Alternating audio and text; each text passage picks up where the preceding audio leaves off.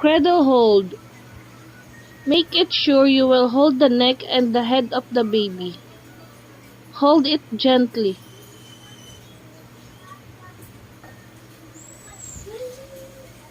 Lap hold.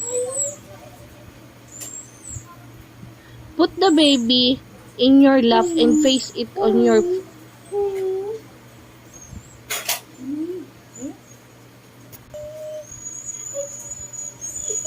hip hold. Hold the baby properly and put in your hip.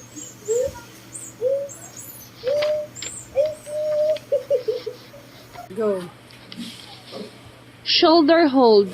Make it sure you will get the clean towel and put the baby on your shoulder. Burp my baby. And then tap the back of the baby.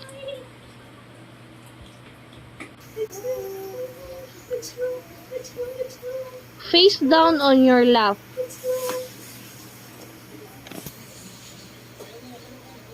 Face the baby on your lap.